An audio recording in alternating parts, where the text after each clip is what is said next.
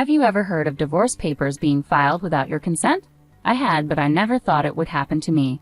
I was relieved I divorced someone with no money and sick, until I received such an email while hospitalized from the stress of my husband's infidelity. That email shattered my hopes. As soon as I was discharged, I took what I had in hand and went straight to the bank, determined to make my former husband, an elite bank employee, pay for his betrayal. My name is Courtney, a handmade artist. I was married to Tom for 6 years. We met as colleagues at the bank and were happy together, but things changed in the last 6 months. Tom started coming home late and became glued to his phone. He used to talk inside the house, but then he began going out to his car for calls. Suspecting an affair, I hired a detective agency after much deliberation. It cost some money, but I thought it was worth it for peace of mind. A month after hiring the agency, I found out about Tom's affair. His lover was Michelle, a teller at the same bank. The report included photos of them entering a hotel, kissing on the street, and enjoying meals together. Despite the evidence, I couldn't give up on Tom. I believed his affair was a moment of folly and that he would return to me. I changed my hairstyle, put on makeup, cooked with more effort, and always smiled, but all my efforts went unnoticed. Tom stopped touching his food, which increased my stress. I had resolved not to confront him, but seeing him happily leave the house on the phone every day made it impossible to hold back. You seem busy lately, getting a lot of calls. Is work so demanding that you need to handle it even after you come home? Yeah, he replied. You quit the bank to marry me after working there for about 2 years, right? You might not understand, but it's a busy season now. It's easy for you, isn't it? No busy season, no earnings, just a leisurely life as a handmade artist. Tom laughed in a way that mocked me. The Tom I knew would never have said such things about my work or laughed at me like that. He used to praise my pieces and support me through late-night work sessions. You don't have to say it like that. I might not be as busy as you, but I take my work seriously. I'm not living leisurely at all. I don't know how much you're earning, but it's definitely less than me, right? I'm paying half of everything, rent, utilities, living expenses, so you can live. It's tough being a woman with no earning power. You wouldn't survive if I divorced you. What kind of thing is that to say? I make enough to cover my share, but that's not the point right now.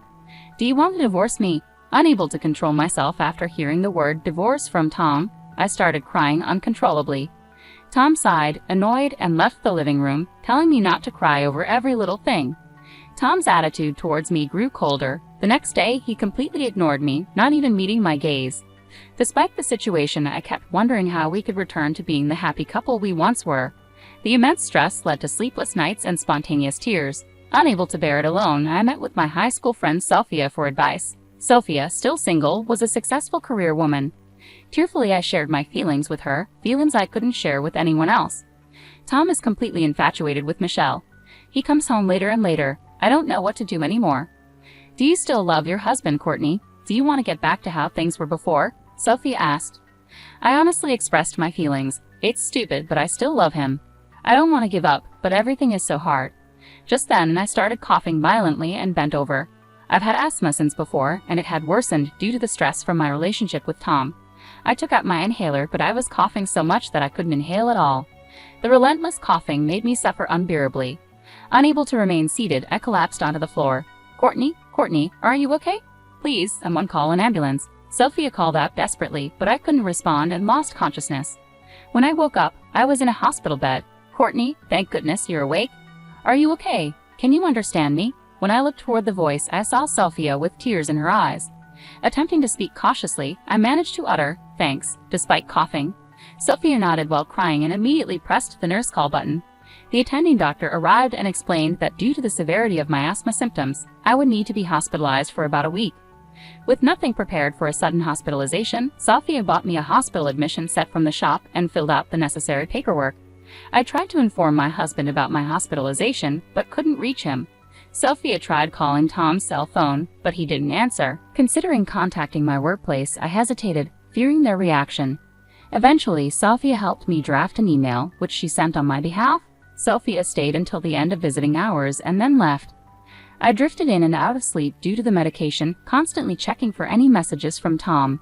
The first message from him came at 1:00 a.m. If you're hospitalized, there's nothing I can do. I'm busy with work, so I won't visit you. Upon reading that email, I felt truly sad, hurt, and miserable. It wasn't just that Tom said he couldn't come because he was busy, but that he wouldn't come at all. This made it clear to me that he no longer had any love for me. I thought I shouldn't cry, but tears came uncontrollably. I didn't reply to the email and just cried until morning. 2 days passed. Tom didn't visit, but Sophia diligently showed up after work. "That's great. You look a bit better. Are you able to eat? I brought your favorite novel." Sophia's lively visits and smiles saved me. I can't thank her enough. "Thank you, Sophia. I'm feeling quite good today. My cough has settled down a lot." The doctor said he might discharge me in about 2 more days. Sophia was really happy and started planning for us to go out and eat something healthy after my discharge. As Sophia and I were discussing where to go, I received an email notification. The subject line read, "Glad I divorced a broke, sick person." Reading the email from Tom over and over, I couldn't understand its meaning and just froze with my phone in hand, my heart racing and my mind in turmoil. "You don't earn much, do you? Falling sick without doing any serious work. Don't make me laugh. Wife lottery, a big failure. So I filed for divorce. Take care." Seeing the follow-up email, I laughed unconsciously. It felt like a farce, getting divorced by Tom while hospitalized for asthma.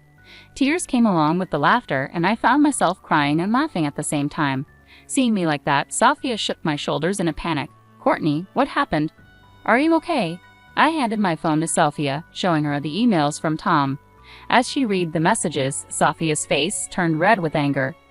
"Look, Courtney, I know you love your husband, and I didn't want to say anything, but maybe it's time to let go."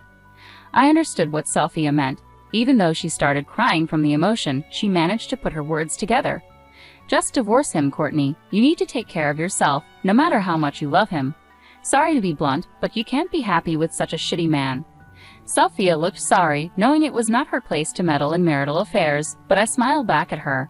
"It's okay, really. I knew deep down that it was impossible to continue, but I lacked the courage to divorce. I always looked away, but it's over now. I'll divorce Tom." When Tom brought up divorce, I was afraid of the separation.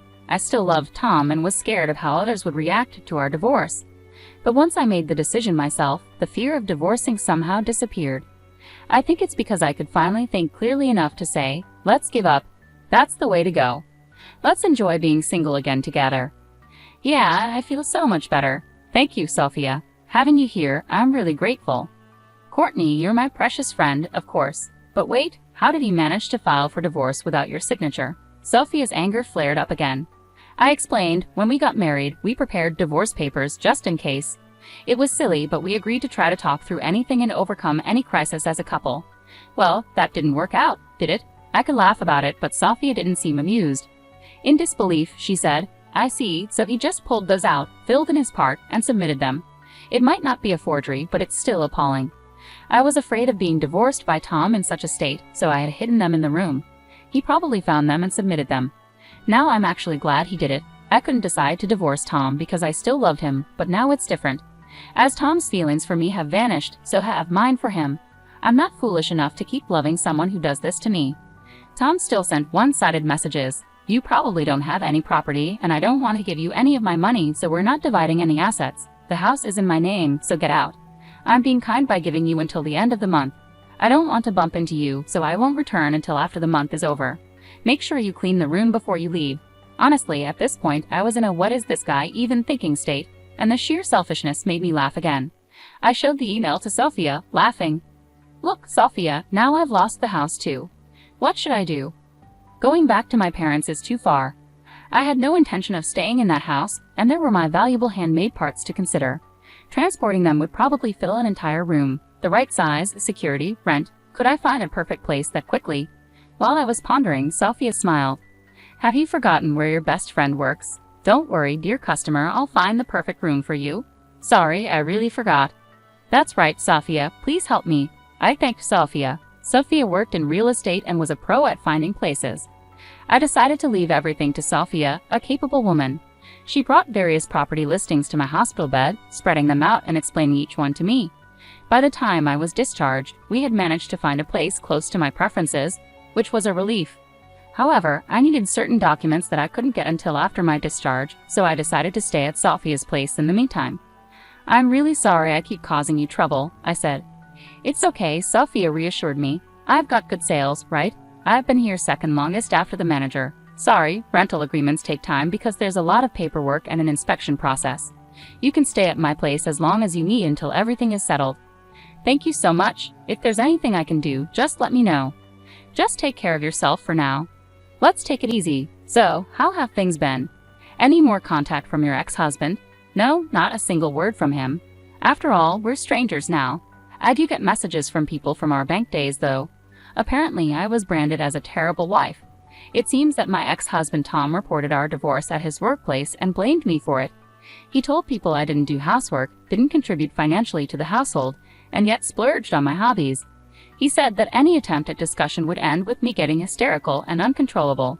It's laughable at this point. Who does he think he is to say that? I'd love to remind him who was the one cheating. Sophia seemed to have reached a point where all she could do was laugh.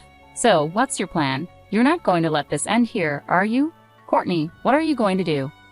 Grinning mischievously, Sophia looked at me, and I couldn't help but smile back. There was no way I was going to let this end here.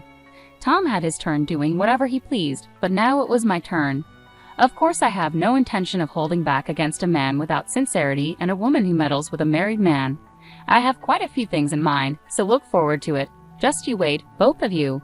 Enjoy your peaceful newlywed life while you can. 2 days after my successful discharge, Sophia drove me straight to the bank where my ex-husband Tom and his new wife Michelle worked. Upon entering the bank, I saw Tom in the back. It had been a while since I last saw him, about a month and a half. I was hospitalized when he filed for divorce. I thought I would be furious seeing him, but I wasn't. I looked for Michelle at the counter, and there she was, sitting with a composed face, the woman who had taken my husband away. I took a number and waited for my turn. Fortunately, I was called to Michelle's counter. She greeted me with a welcome, and I responded with a smile. Hello, I'm sorry to bother you, but I'd like to cancel a bank account. Certainly, is it just one account you wish to cancel? Here we go. I took a deep breath and projected my voice. No, not just one. I'm here to cancel accounts for all 800 employees of my company.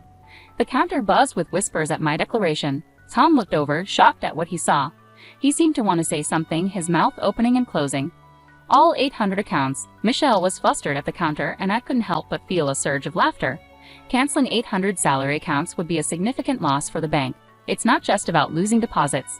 With interest rates being low, banks count on transaction fees and salary transfer fees for their profits. Losing that is a big deal. Yes, all of them. Please proceed.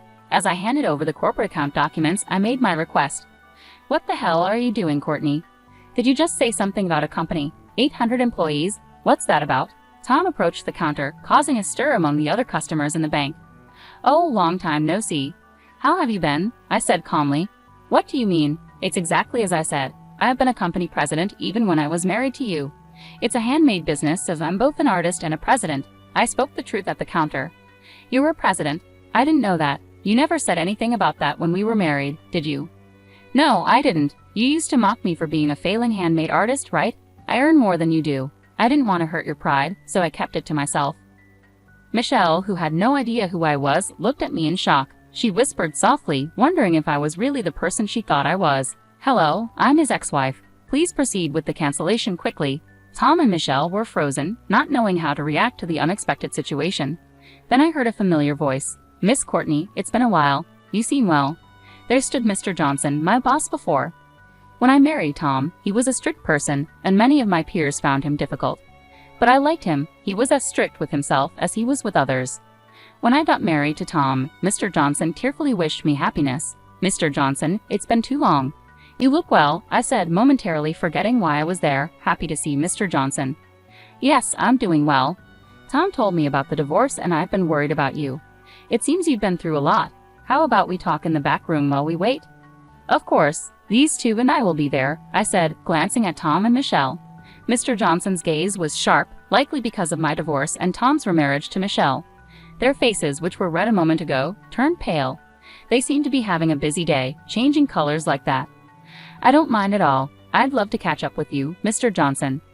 Great. Let's go to the reception room on the 3rd floor. You two, come along, he said.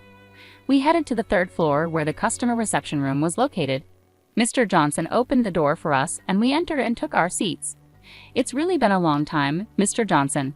I feel regret for meeting under these circumstances. I spoke honestly, and Mr. Johnson smiled back. No worries. I was surprised by the situation, but I'm glad to see you're doing well. I was shocked to hear about the divorce from him and even more so about his quick remarriage. Mr. Johnson glanced at Michelle and continued, "And I don't believe the divorce was your fault," as he claimed. "Wait a minute, Mr. Johnson. Are you implying that we're to blame?" Tom interjected. "Is that not the case? If I'm wrong, I apologize. But you see, I've known Courtney for several years. She was always organized, the most meticulous when it came to cleaning.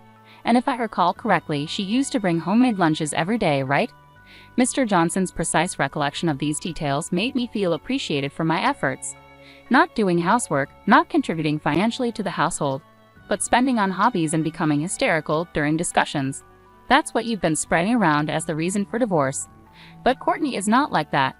Hearing Mr. Johnson defend me so firmly brought tears to my eyes.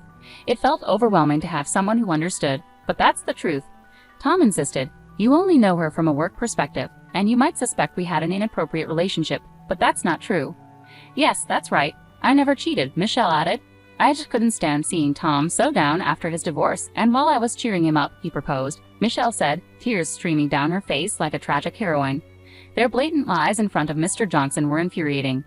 Ridiculous. I was the one who was hurt. I took a document about the thickness of a notebook from my bag. "Would you like to see this, Mr. Johnson? You two can look as well." "Oh, but perhaps there's no need. You're probably well aware of what's in it." I handed over the investigation report from the detective agency to Mr. Johnson. He took it, smoothly dodging Michelle's attempt to grab it with a scream. "Sit down and be quiet," Mr. Johnson commanded sternly.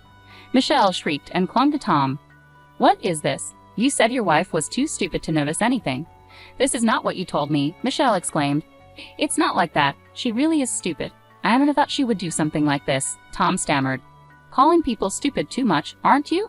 I was about to retort when Mr. Johnson's furious shout exploded. "The idiots here are you two. Cheating on your wife, Tom, and you, Michelle, getting involved with a married man and playing the victim. You two are the offenders and Courtney is the victim." "Thank you for saying everything I wanted to say. It feels refreshing. But may I add something?" "Of course, say it. I won't stop you," Mr. Johnson replied, his strong support empowering me. He nodded at me vigorously and began reading the report with intense focus, his frown deepening. "You called me stupid, but do you think a stupid person can run a company? It turns out you were the one with the lesser income. How much was your salary again?" $100,000. That's plenty." Tom was so proud of his $100,000 salary, which seemed hilarious to me. Michelle nodded along, seemingly proud as well. "Is that so? Well, it's not bad, but mine is $400,000. I have 800 employees, and it's only our 4th year in business." "The handmade business you look down on. I started a company with my friends. $400,000. $400,000. Tom and Michelle's faces were priceless.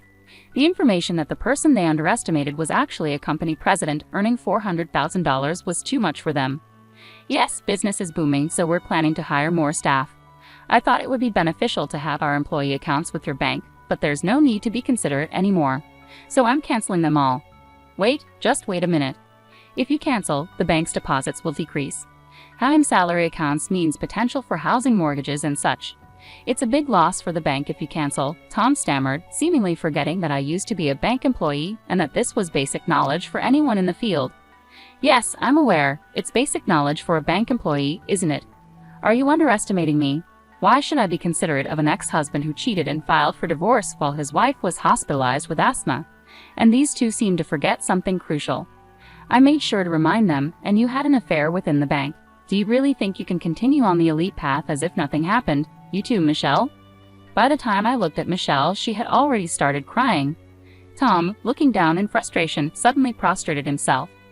"Please, I'm sorry. Forgive me. It was just a fling, you understand, right? She came on to me strongly, and well, I just went along with it." Michelle screamed at Tom's words. "What do you mean by that? Am I the one to blame? You're the one who said there was no love left for your wife, that things weren't working out." Michelle clung to and shook Tom. The drama unfolding before me was so cheap that I couldn't help but laugh. Ridiculous. Utterly ridiculous. Are you kidding me? What value does such a prostration hold, especially when you have no value to begin with? Mr. Johnson took over, his voice dripping with disdain. "Exactly. Having seen incontrovertible evidence, I'll make sure you are punished accordingly. Your affair has led to the bank suffering the disadvantage of a mass account cancellation. You seem well aware of the disadvantages of account cancellations, so I assume you have no objections to the punishment. As Mr. Johnson posed the question, Tom could only hang his head low while Michelle cried out loud. I wish they would stop playing the victims until the very end. Leaving their fate in Mr. Johnson's hands, I left the room. By the time our conversation ended, the account cancellations had been completed, and I left the bank feeling refreshed. Later, Mr. Johnson informed me that both had been dismissed for their misconduct. Their affair had resulted in a significant loss of accounts for the bank, which was deemed to have a substantial negative impact. Unemployed, the two struggled to find work, unable to pay their apartment's mortgage, and were turned down when asking friends for money. Interestingly, Tom kept sending me messages and emails begging for reconciliation after divorcing Michelle, all of which I ignored. The laughably pathetic emails were forwarded to Sophia, and we enjoyed a good laugh. I also filed for compensation through a lawyer. Tom had the audacity to claim that since I started my company after our marriage, its assets should be divided between us. Unfortunately for him, the assets in the company's name are exempt from division. I thought divorce would be difficult, but working hard post-divorce has made me realize how happy I am. I even wish I had divorced sooner. Humans are strange creatures. With plenty of money to spend freely and no grievances, I've decided to live my life valuing myself more from now on.